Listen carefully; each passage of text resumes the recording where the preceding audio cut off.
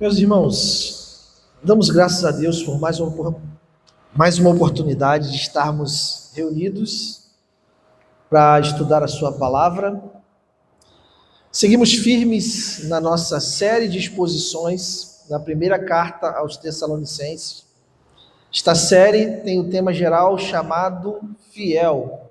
Eu usei esse título, bastante chamativo. E hoje nós vamos falar sobre o sétimo sermão com o tema Esperança Pastoral. Ao longo dessa carta, nós vemos o coração de um pastor voltado para a sua igreja. Paulo, ele não está se apresentando à igreja como um teólogo, como alguém muito erudito.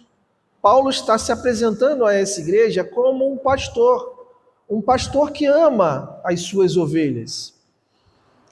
Paulo se preocupa com a fé desses irmãos. Paulo se preocupa com a firmeza deles. E Paulo também se preocupa com o crescimento espiritual de cada uma daquelas ovelhas. E o ministério de Paulo, ele é marcado por amor, ele é marcado por cuidado, e ele é marcado também por esperança. Porque muitas cartas do apóstolo Paulo, ele estava preso, ele estava sofrendo perseguição. E mesmo assim, as igrejas que ele endereçava as suas epístolas, passando pelas mesmas dificuldades, Paulo trazia esperança para aquelas igrejas. O pastor verdadeiro, irmãos, ele não olha apenas para o presente da igreja, ele também olha para o futuro espiritual do povo de Deus. O pastor verdadeiro, ele deseja ver a igreja perseverando até o fim, mesmo em meio às dificuldades. O pastor verdadeiro, ele trabalha com os olhos voltados para a eternidade, não apenas para o tempo atual que nós estamos vivendo. Não apenas em construir coisas que vão passar, que são limitadas ao tempo.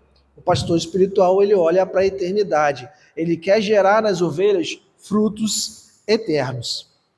Então, por isso a esperança é uma marca essencial do ministério de todo pastor. Um pastor, irmãos, ele serve confiando que a obra de Deus está sendo realizada em cada coração de cada ovelha.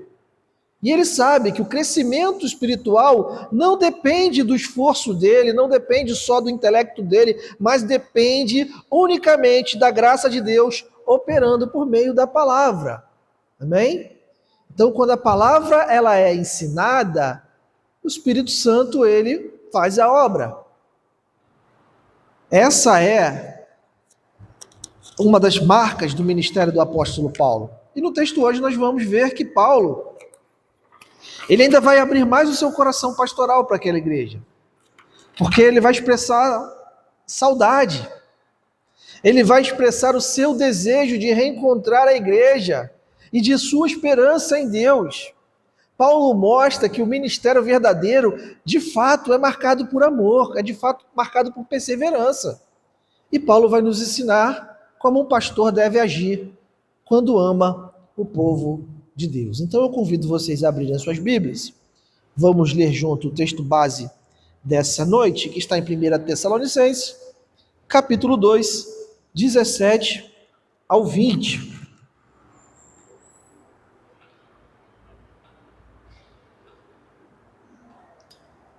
O texto fala da seguinte forma: Irmãos, depois de um breve tempo separado de vocês, embora nosso coração nunca os tenha deixado, esforço-nos por voltar a vê-los, pela grande saudade que sentimos. Queríamos muito visitá-los, e eu, Paulo, tentei não apenas uma vez, mas duas. Satanás, porém, nos impediu. Afinal, o que nos dá esperança e alegria? E qual será a nossa magnífica recompensa e coroa diante do Senhor Jesus Cristo quando Ele voltar? Serão vocês. Sim, vocês são nosso orgulho e nossa alegria. Irmãos, olha que palavras lindas o apóstolo Paulo escreve para essa igreja. O texto está revelando algo muito profundo sobre o coração pastoral do apóstolo Paulo. Paulo, ele não está olhando para a igreja apenas como um grupo de pessoas, como um ajuntamento. Paulo está vendo aquela igreja como fruto do evangelho, como um fruto da graça de Deus. E isso enche o coração de Paulo de esperança. Porque um pastor fiel, irmãos, ama a igreja mesmo quando está distante, mesmo quando ele não está ali juntinho com a igreja. O pastor fiel, ele se preocupa com a vida espiritual das pessoas. Ele deseja, de fato, que cada crente continue a perseverar na fé. E um detalhe importante: o pastor fiel, pastor bíblico, é aquele que o seu coração permanece ligado ao rebanho, mesmo quando ele não é nem mais pastor daquele rebanho, mas o amor dele permanece. Mas além disso, Paulo nos lembra que o ministério enfrenta alguns obstáculos. Irmãos, nem sempre é possível fazer tudo aquilo que o coração pastoral deseja. E nós vemos isso com Paulo falando. Existem lutas, existem resistências, existem impedimentos. Ainda assim, a esperança no Senhor sustenta o ministério. No final do texto que nós lemos, Paulo revela onde está a verdadeira alegria daquilo que ele está falando. Não está no reconhecimento humano, não está nos resultados visíveis. A alegria de Paulo no texto é ver pessoas firmes em Cristo. Essa é a verdadeira esperança pastoral. Ver vidas perseverando até o dia da volta do Senhor. Às vezes, o pastor ele se envaidece por templos construídos, por trabalhos feitos, mas o que Paulo diz aqui que é verdadeira coroa é de fato ver vidas continuando, perseverando no Senhor. Mas o primeiro ponto que é importante examinarmos nesse texto é a saudade que Paulo diz, uma saudade profunda pelo povo de Deus, e ele começa o versículo 17 dizendo o seguinte: irmãos, depois que fomos separados de vocês por algum tempo, Paulo aqui mais uma vez usa a palavra irmãos. Quando a gente usa esse termo hoje, geralmente é algo muito genérico, é um evangeliquez, mas Paulo ele não está dizendo de forma genérica. Esse irmãos aqui revela o vínculo espiritual que existia entre ele e aquela igreja. Paulo não está se dirigindo a eles como um líder distante, mas Paulo está dizendo como se fosse parte daquele corpo, como se ele fosse de fato daquela mesma família de fé.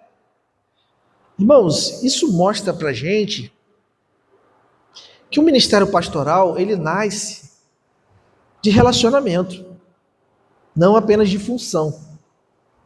Seria muito interessante um pastor chegar, pregar, fazer as suas funções eclesiásticas, ir embora sem falar com ninguém. Só uma função, não é? Mesma coisa em empresa. Geralmente a gente conversa com os nossos pares, ou com um nível acima de nós, mas o diretor chega, nem olha na sua cara, ele passa, dá um bom dia cedo, vai embora. Paulo aqui, ele dá um exemplo de profundidade. Ele dá um exemplo aqui de relacionamento. Mas o texto ainda continua no versículo 17, e Paulo diz o seguinte: depois que fomos separados de vocês por algum tempo. Paulo está dizendo aqui que essa separação ela não foi uma separação voluntária, mas foi uma separação forçada pelas circunstâncias. E se nós lermos lá Atos 17, vamos ver que, mais uma vez eu vou citar isso, que Paulo precisou sair da cidade por causa da perseguição, e o desejo de Paulo era continuar ali, era continuar criando vínculo com aqueles irmãos. Mas o texto diz que o pastor foi arrancado do convívio com a igreja pela igreja que ele havia plantado. Então, muitas das vezes acontecem algumas coisas que não é da vontade do ser humano, mas aconteceu. E Paulo acrescenta ainda uma expressão forte nesse mesmo versículo 17. Depois que fomos separados de vocês por algum tempo, em pessoa, mas não em coração. Em pessoa, mas não em coração. Paulo está dizendo assim, ó, a nossa distância é física, mas não é espiritual. O coração de Paulo, o coração pastoral de Paulo, continuava ligado àqueles irmãos. Revela para nós que o amor pastoral, ele não depende apenas da presença, irmãos, mas de um afeto genuíno. Imagine só, não sou mais pastor dessa igreja, acabou o vínculo, eu vou embora, tchau, tchau, foi muito bom enquanto durou e o relacionamento de um pastor com uma igreja não pode ser assim. Paulo, ele fundou algumas igrejas, e algumas que ele não fundou, ele também participou incessantemente do ministério, pregando, evangelizando.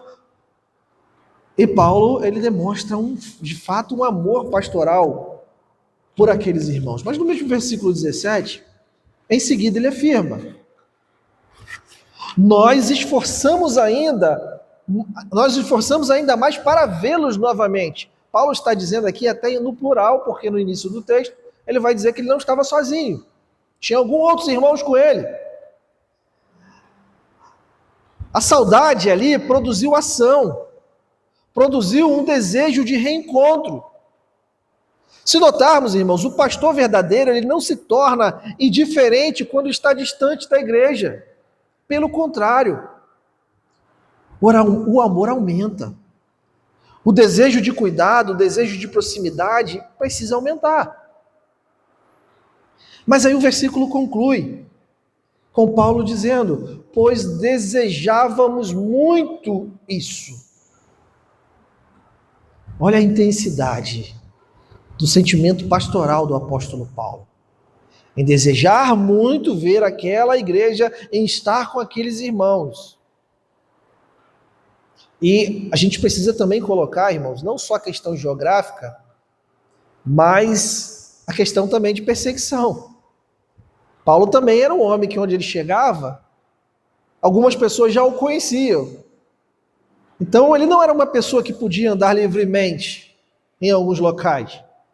Porque se ele passasse em algum determinado ponto, judeus, ou de repente até romanos, viriam, ó, aquele ali é o agitador, aquele ali é o cara que está querendo trazer os valores de Cristo, desse Cristo que morreu aí, para o meio do povo. Então, Paulo aqui não está falando de uma formalidade ministerial. Paulo está falando de um desejo profundo. Paulo não está sendo formal, Paulo está dizendo daquilo que ele pensava, daquilo que ele sentia. O coração de Paulo estava voltado para o bem espiritual daquela igreja. Ele de fato se importava com aqueles irmãos. Ele de fato queria ver aquela igreja próspera, queria ver aquela igreja saudável, ele queria ver o crescimento daqueles irmãos.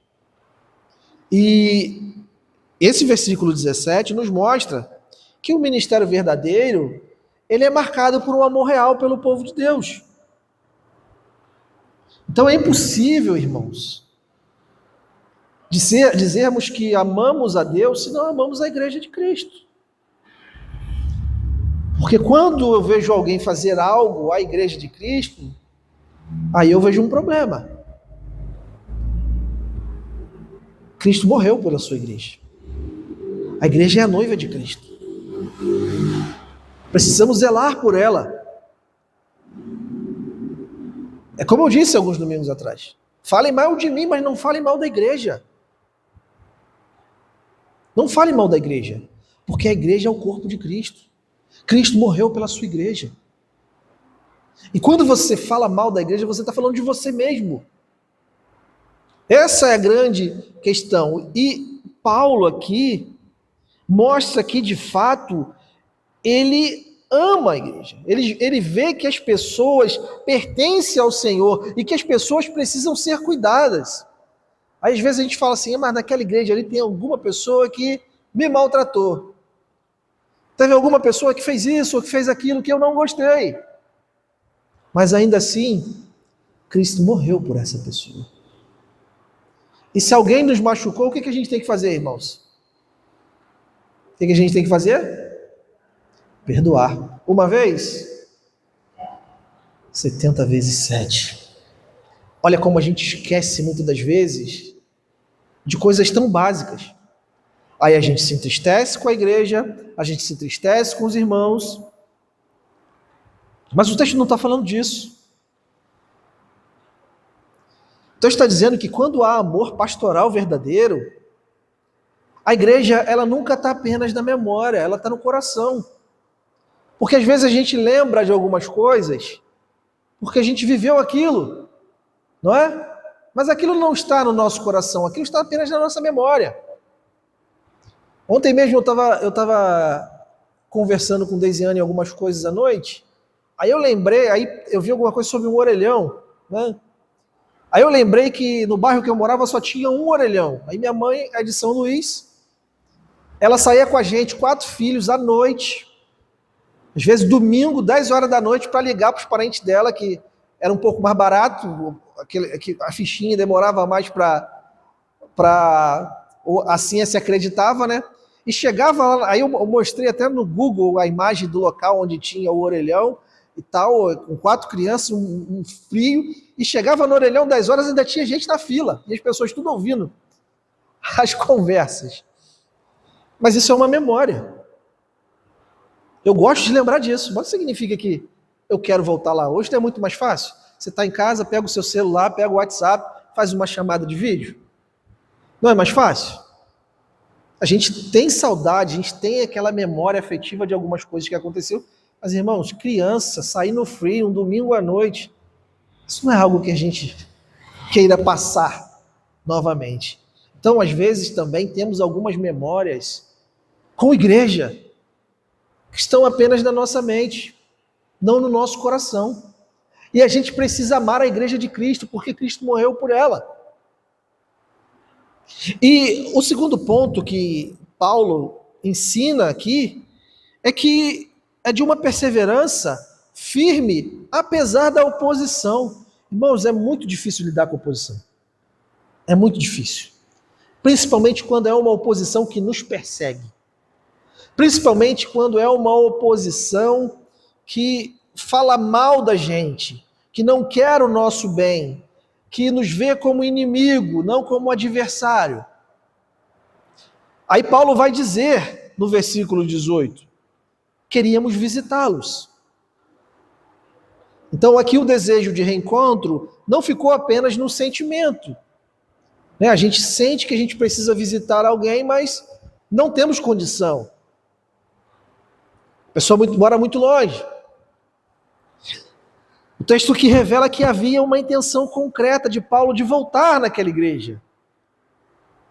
Revela para nós também que Paulo ele tinha um compromisso pastoral de continuar cuidando daquele rebanho, mesmo que itinerantemente.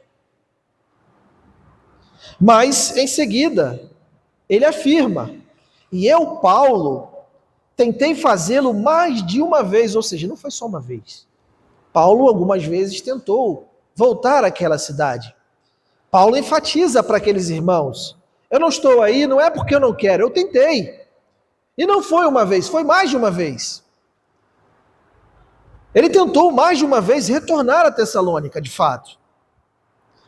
E aí nós vemos a perseverança de um coração pastoral, de um pastor fiel ao evangelho, que mesmo em todas as dificuldades, ele de fato pensa em voltar, pensa em visitar aquela igreja. Ele não está preocupado com a saúde física dele, ele não está preocupado se ele vai sofrer perseguição física, ele está preocupado em cuidar daquela igreja. E olhando esse verso, a gente vê uma característica importante do ministério fiel. O pastor, irmãos, ele não desiste facilmente do cuidado da igreja. mesmo quando surge obstáculo, porque é o amor que impulsiona a tentar novamente, novamente, novamente, novamente. Aí as pessoas dizem assim, mas aquela igreja lá é problemática. Amém, mas Cristo morreu por ela. Não vai para lá não, que lá só tem irmão difícil. Amém, mas Cristo morreu por ela. A perseverança, irmãos, ela nasce de um compromisso que nasceu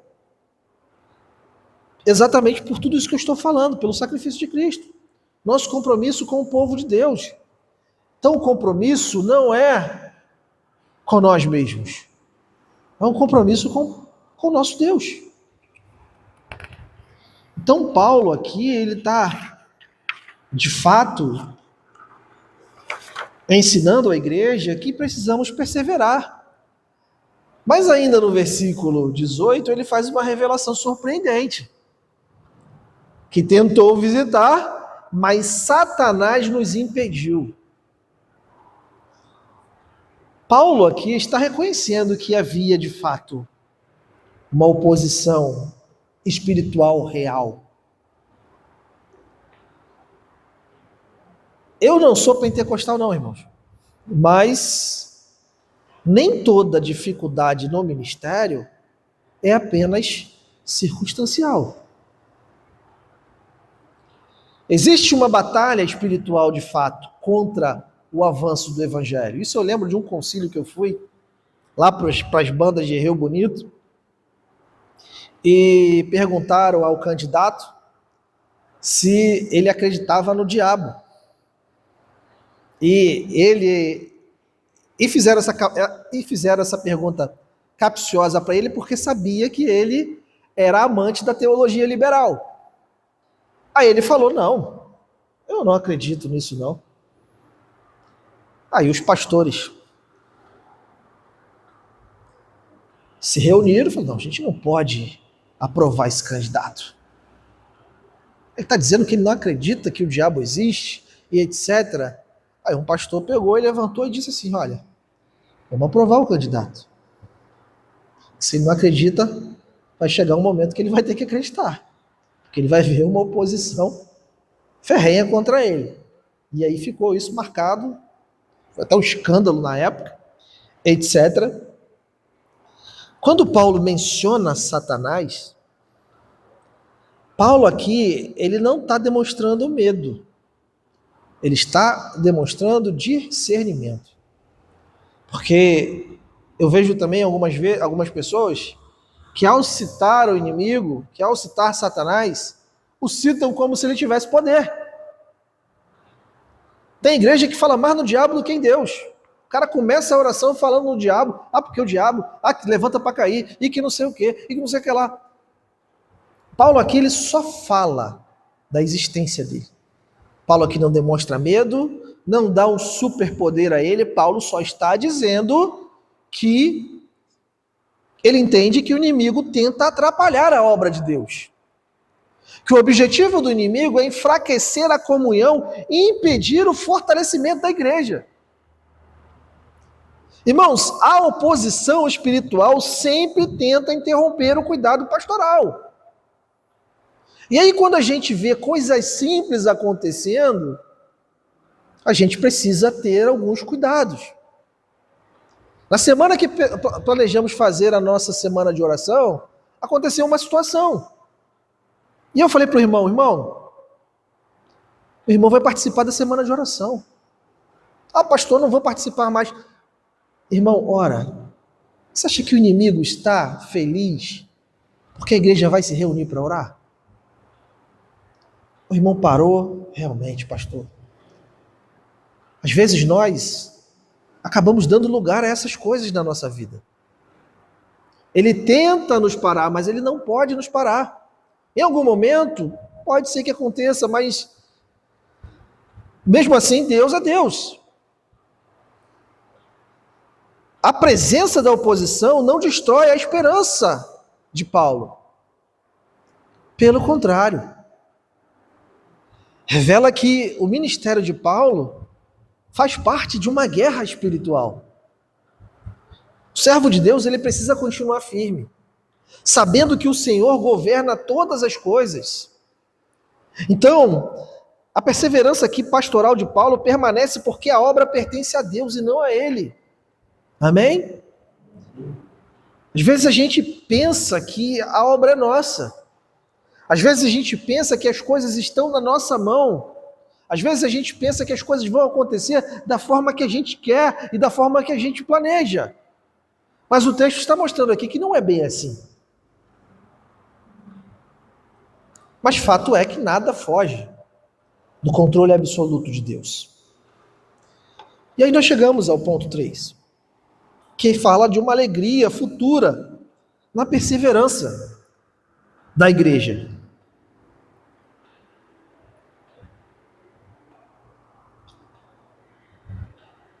Paulo inicia o versículo 19 com uma pergunta profunda.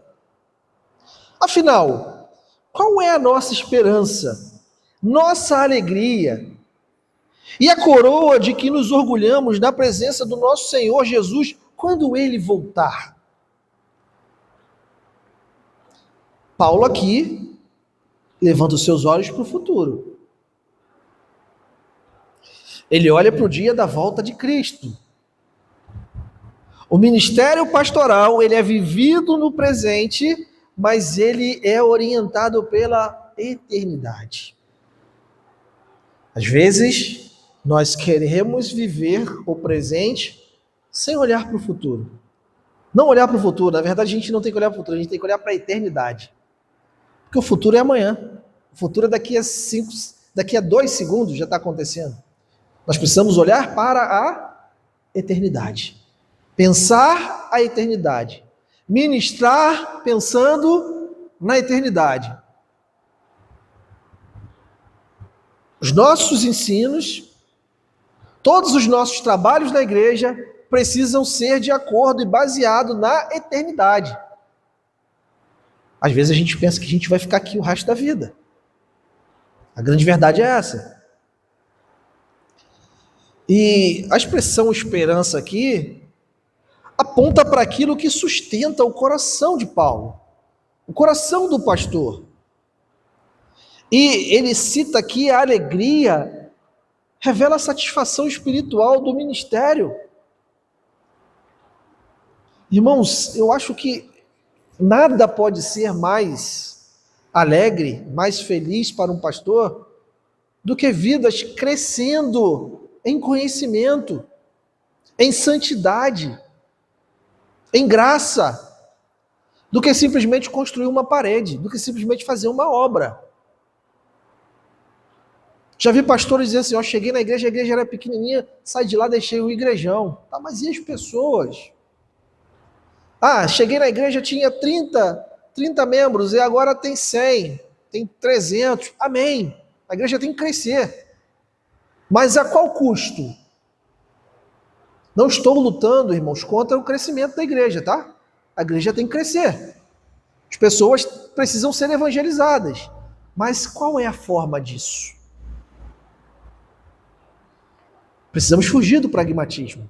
As pessoas precisam ser convertidas pelo Espírito Santo, mas serem convertidas de fato. Serem regeneradas. Terem tido, de fato, uma experiência real com Cristo. Não apenas se identificarem com a igreja e quererem ficar aqui. Porque é o que mais acontece, irmãos. As pessoas não querem mudança de vida, elas querem frequentar um bom local. Isso não é interessante para nós. Não é interessante para o reino. Então Paulo fala que a coroa aqui é uma figura usada para falar de honra, para falar de recompensa, porque naquele tempo existiam já as espécies de corridas olímpicas e etc. O vencedor ele ganhava uma coroa, ele ganhava uma medalha. E Paulo está falando aqui que a maior recompensa não é a recompensa terrena, é a recompensa espiritual. Nós somos viciados em recompensas terrenas. Porque a gente quer ouvir o parabéns agora. A gente quer ouvir o reconhecimento agora. Por isso que às vezes eu nem gosto de agradecer em público, porque a gente sempre esquece de alguém. Aí esse alguém que é esquecido sempre reclama. Teve uma vez que eu era seminarista, vice-presidente, aí todo aniversário da igreja tinha lá a famosa homenagem para os fundadores. E nesse ano me colocaram para ser também das pessoas que fazia a programação do ano. Comissão de programas, a famosa comissão de programas. Aí o pastor me colocou para pregar nesse dia e ainda fiz o programa. E era engraçado que tinha alguns fundadores da igreja que eles eram membros da igreja ainda, porque a igreja não tinha coragem de excluir, mas eles não frequentavam. Chegava no dia do aniversário da igreja, eles colocavam aqueles ternos lá, a gente fazia aquela programação estendida, que o aniversário lá é 12 de outubro, é um feriado também. Quando caía final de semana, a gente emendava o final de semana, e vinha aqueles irmãos bem vestidos e tal. Vamos chamar fulano de tal, que fundou a igreja. Aí saiu o irmão. Nesse dia eu fiz um culto normal. Aí fizemos uma programação muito bonita, final de semana abençoado e tal. Aí quando eu fui pregar a mensagem, servos inúteis, vocês não fazem mais do que a sua obrigação. O pessoal não aguentou nem o final. Foi todo mundo indo embora. Falei, o povo só quer vir para a igreja para receber aplauso. Nem estão preocupados se estão, de fato, agradando ao Senhor. Eles querem receber aplauso da igreja, das pessoas. Dia 12 é hoje, mas dia 13 já é outro dia. Olha como nós nos importamos com coisas tão pequenas, irmãos. Não estou dizendo que a gente não vai valorizar aqueles que trabalham, vamos. Mas nós não podemos estar aqui apenas para ganhar uma coroa terrena, apenas para dizer, para ouvir do pastor, o pastor falar, muito obrigado, meu irmão. Irmãos, estamos aqui para trabalhar para o Senhor. E aí, Paulo faz uma pergunta, não são vocês, referindo a coroa, ao prêmio? A alegria de Paulo estava nas vidas transformadas pelo Evangelho, nas vidas que deixaram a sua antiga vida e agora têm uma nova vida em Cristo. Paulo aqui não está falando das realizações pessoais ou do reconhecimento humano. Paulo está apontando para as pessoas que perseveraram na fé, que elas não estão preocupadas se vão chamar, se vão agradecer, se vão aplaudir. Servo, irmãos, é aquele que serve. E o ideal seria, a palavra, é até uma palavra bonitinha, mas o ideal da tradução seria escravo. Só que escravo para a gente fica meio complicado, né? Como é que eu vou chamar que vocês são escravos do Senhor? Todo mundo ia ficar, escravo é uma palavra pesada. Até porque nós viemos há tão pouco tempo de uma escravidão, isso pode soar meio complicado, mas a palavra é essa, escravidão, nós somos escravos do Senhor. O texto aqui mostra que o verdadeiro fruto do ministério são vidas firmes em Cristo. O pastor ele não pode trabalhar para resultados momentâneos. O pastor ele trabalha para ver pessoas perseverando até o dia do Senhor.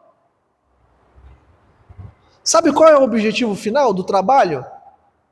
É apresentar uma igreja fiel diante de Cristo, pura e imaculada. Nada mais do que isso, irmãos. A figura do pastor é aquele que guia as suas ovelhas aos pastos verdejantes. Olha, vocês vão vir por aqui, ó. Aqui está o melhor pasto. Não vai para lá não, que lá o pasto está meio queimado. Não vai para ali não, que ali a cerca está aberta. Vem por aqui. O lobo pode pegar, a cerca está mais baixa. O papel do pastor é esse. E aí no versículo 20, Paulo afirma, sim, vocês são nossa glória e nossa alegria. A igreja, irmãos, era motivo de orgulho espiritual para o apóstolo Paulo.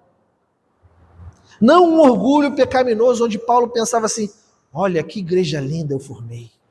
Olha que igreja forte. Ninguém forma uma igreja como eu formo.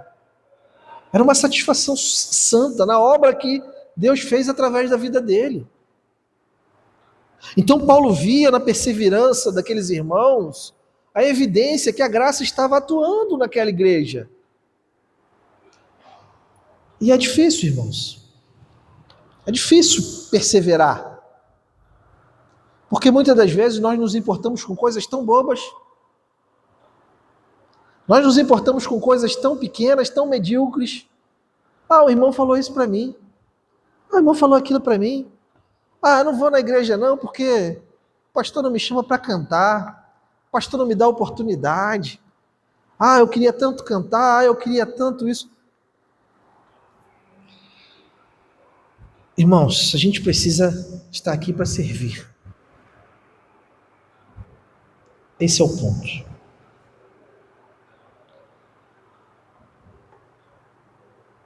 Como eu disse, Paulo ele não estava preocupado com a fama. Paulo ele não estava preocupado com os números, se ele ia ser aceito, se ele ia ser reconhecido. Os números que eu digo frio, irmãos. Os números que eu digo pragmático. De qualquer forma. Ah, vamos lotar esses bancos aqui, tá bom. Meu trabalho está sendo bem feito. Não é sobre isso. Paulo queria que vidas se convertesse, sim, da forma correta. Que a igreja fosse perseverante. Mas a gente precisa concluir. E a primeira aplicação para essa noite é que a gente precisa valorizar a perseverança na fé. A maior alegria de Paulo era ver a igreja permanecendo firme em Cristo. Isso lembra, irmãos, a nós que a vida cristã não é sobre começar bem, mas é sobre terminar bem. Deus se alegra muito quando o seu povo permanece fiel, mesmo em meio às lutas. Vamos lembrar lá de Israel? Deus fez tantos milagres, não é? E esse povo está até hoje, parte dele, dizendo não para Jesus. Compreendem? Olha quantas bênçãos o Senhor deu a esse povo. Inclusive, eles negaram a Jesus. E negam até hoje. A gente precisa perguntar se a gente está perseverando na fé. Se esse de fato é a nossa, o nosso estilo de vida, aquilo que a gente quer para a nossa vida, perseverar. Porque às vezes bate uma ira santa, né, irmãos? Vontade de dar uma tijolada, dá vontade de dar uma canetada, mas a gente tem que perseverar. Tem que perseverar, irmãos. Nós não podemos deixar que as nossas emoções nos guiem. O segundo ponto é que a gente precisa entender o valor das vidas transformadas. Paulo, ele não aponta para conquistas pessoais. Paulo aponta para pessoas transformadas pelo Evangelho. Eu acho que eu já contei isso aqui, inclusive eu vou ter a oportunidade de pregar no aniversário de posse, aniversário de consagração de um professor meu, que é lá de São Gonçalo. Ele está como interino numa igreja, ele foi interino de uma outra igreja em Niterói, Igreja Batista Betel, igreja com mais de 100 anos, muito linda. A igreja estava com 15 membros. 15 membros quando ele assumiu lá, na época, o interinato. Já entregou para outro pastor. Mas quando eu entrei, assim, o templo era similar ao nosso, espaço bom, que eu vi aquele monumento. Você chega no gabinete do pastor, a foto de todos os pastores que passaram por lá, aí você vê aquela história. Os móveis da igreja são móveis históricos. Aí a gente já pensa assim, na história de quem construiu, de como foi, mas são coisas São pedras. Onde é que estão as pessoas? Onde é que elas foram parar? De um dia para o outro estava com 15 membros a igreja. E eu não posso dizer que perseveraram, né, irmãos? Não é? Não posso dizer que perseveraram na fé. Até porque se a gente deixa a nossa igreja por questões tão minúsculas, a gente precisa repensar. O verdadeiro fruto da igreja são vidas que continuam caminhando com Cristo. Cada pessoa que persevera na fé é evidência da graça de Deus. É evidência que Deus está atuando naquela vida. Por isso, irmãos, devemos valorizar o discipulado, o cuidado de uns com os outros, o ensinamento que um dá ao outro. Precisa ser intencional nas nossas vidas. Só assim nós vamos ver e vamos entender o valor de vidas transformadas. E para finalizar, a gente precisa viver o hoje com os olhos da eternidade. Paulo fala no versículo 19.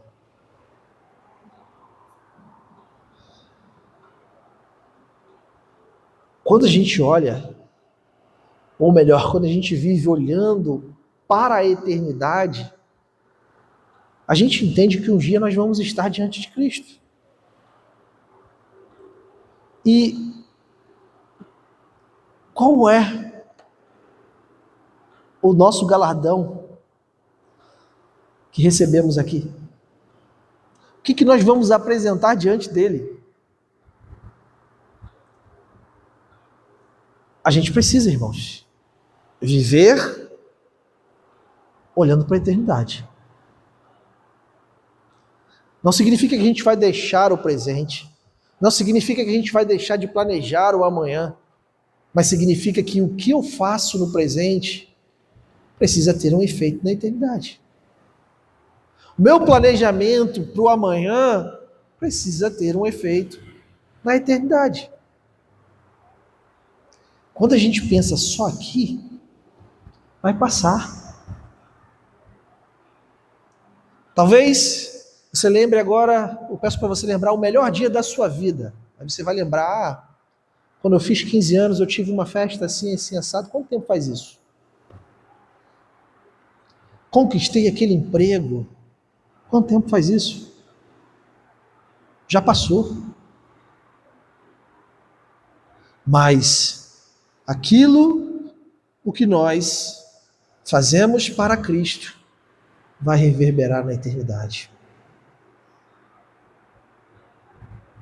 E o Senhor vai lembrar disso. Ou melhor, Ele já lembra disso. Então a gente precisa viver o hoje com os olhos na eternidade. Pensando nas vidas. Pensando em trazer vidas para Cristo. Pensando em fazer alguma coisa para que vidas possam conhecer o Evangelho. Porque a nossa missão aqui é essa, não outra. Às vezes a gente se preocupa com tanta coisa que não está no escopo do servo de Deus. Não está no escopo do servo de Deus. A gente está pensando em algumas coisas e fazendo algumas coisas e para quê? Por quê? Para quê? Para quem? Não é para a eternidade. É para esse mundo atual. E nós vemos tantas vidas que tiveram uma vida devota à construção de alguns sonhos, e quando elas estiveram quase lá, elas não partiram e não conseguiram usufruir desse sonho. Mas agora, quando o nosso pensamento e quando o nosso desejo de fato é a eternidade, é estar com Cristo, e tudo que a gente faz é voltado para isso, a gente tem o prazer no Senhor.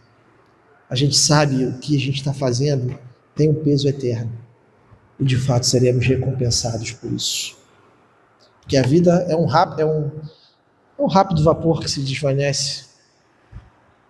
Quando a gente vê, já passou. mas a eternidade com Cristo será de fato uma eternidade.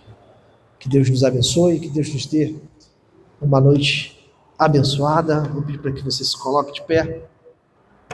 Vamos estar orando, agradecendo ao nosso Deus. Pai querido, Pai amado, muito obrigado, Jesus, por mais uma quarta-feira, na tua presença, quarta-feira de ensinamentos. Que o Senhor nos dê uma noite tranquila, uma noite abençoada, que tudo aquilo que o Senhor tem proposto em nossos corações possa acontecer segundo a tua vontade. Nos dê força, nos dê intencionalidade em nossos relacionamentos, para que possamos te glorificar. Te agradecemos por tudo, em nome de Jesus. Amém. Amém.